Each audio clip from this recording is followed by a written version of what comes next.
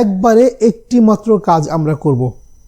আমরা এই যে বলছিলাম মাল্টিটাস্কিং আমাদের অনেক সময় নষ্ট করে ফেলে, কেমন? তা আমরা অনেকগুলি কাজ একসাথে নেই এবং একটুখানি একটা কাজ করি, তারপরে আরেকটা কাজে চলে যাই, তারপর আরেকটা কাজে চলে যাই এবং কোনো কাজ শেষ করি না। এই যে শেষ না করা বা একসাথে বসে একটা কাজ করার যে মানসিকতা, এই ব্যাপারটাই সময় অপচয় আমাদের অনেক বেশি ভূমিকা রাখে। আসেন তাহলে কিভাবে আমরা মাল্টিটাস্কিং অ্যাভয়েড করব। এখানে আমরা আরও একটি রুল এর কথা বলবো, যেইভাবে আমরা এই মাল্টিটাস্কিংটা থেকে বের হয়ে আসতে পারি। চমৎকার এই রুলটির নাম হচ্ছে পোমোডোরো। ইয়েস, এটির নাম হচ্ছে পোমোডোরো। ইটালিয়ান ভাষায় পোমোডোরো মানে হচ্ছে টমেটো। ইটালিয়ান রিসার্চার ফ্রান্সেসকো সিরিলো টমেটোর মতো দেখতে একটি ঘড়ি ব্যবহার করে এই টেকনিকটি আবিষ্কার করেছিলেন, সেজন্য এটির নাম হচ্ছে পোমোডোরো। পোমোডোরো রুল বলছে যে আপনি কোন কাজটি করবেন সেটি সবার আগে সিলেক্ট করবেন। প্রথম কাজ হচ্ছে সেই কাজটাকে সিলেক্ট করা, তারপর কাজ হচ্ছে একটা টাইমার সেট করা। টাইমারটা হবে 25 মিনিটের জন্য। তার মানে আপনি 25 মিনিট ধরে একটাই কাজ করবেন। আপনি আপনার স্মার্টফোনে একটা টাইমার চালিয়ে দিতে পারেন বা আপনার পিসিতে টাইমার চালিয়ে দিতে পারেন।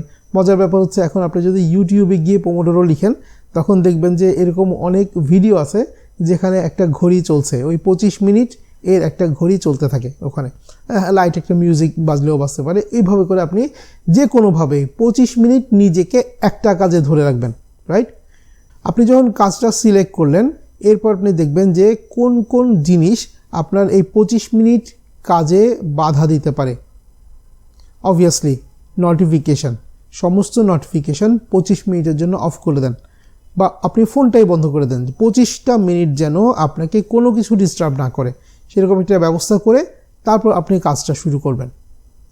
কাজটা শুরু করার পর 25 মিনিট ধরে আপনি ওই কাজটা করবেন যতক্ষণ পর্যন্ত আপনার অ্যালার্ম না বাজবে। আপনি একটা অ্যালার্ম সেট করেছিলেন 25 মিনিটের, সেই অ্যালার্ম না বাজা পর্যন্ত আপনি ওই একটা কাজই করবেন, অন্য কোনো কাজে মনোযোগ দিবেন না, অন্য কোনো কাজে শিফট করবেন না, রাইট? এরকম একটা মাইন্ডসেট রেখে তারপর আপনি কাজ শুরু করবেন।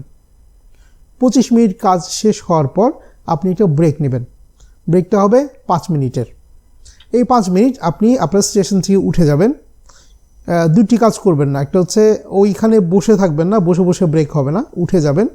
দ্বিতীয় হচ্ছে আপনি মোবাইল ফোনটি নেবেন না, ওকে? স্ক্রিন দেখবেন না।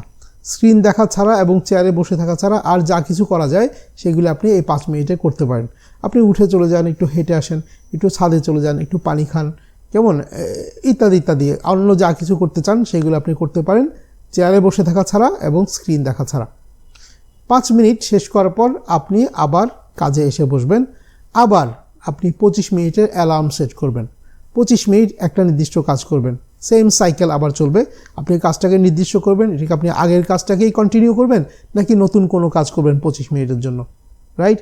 তো একইভাবে আপনি আবার 5 মিনিটের ব্রেক নেবেন কাজ শেষ করার পর, আবার কাজ করবেন এবং আবার ব্রেক নেবেন। এভাবে 4টা সাইকেল শেষ করবেন। 25-25-25-25 করে 4টা সাইকেল শেষ করবেন। 4টা সাইকেল শেষ করার পর আপনি 15 থেকে 20 মিনিটের একটা লম্বা ব্রেক নেবেন। এইটাই হচ্ছে পোমোডোরো টেকনিক। এই টেকনিকে যদি আপনি 1 সপ্তাহ কাজ করতে পারেন, আপনি দেখেন আপনার প্রোডাক্টিভিটি কোথা থেকে কোথায় যায়, আপনি কি পরিমাণ কাজ শেষ করে ফেলবেন সেটা দেখে আপনি নিজেই অবাক হয়ে যাবেন।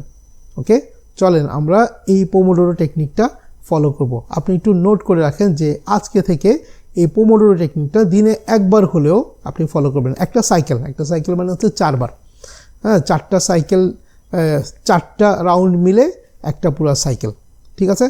তো আমরা শিখলাম পোমোডোরো টেকনিক।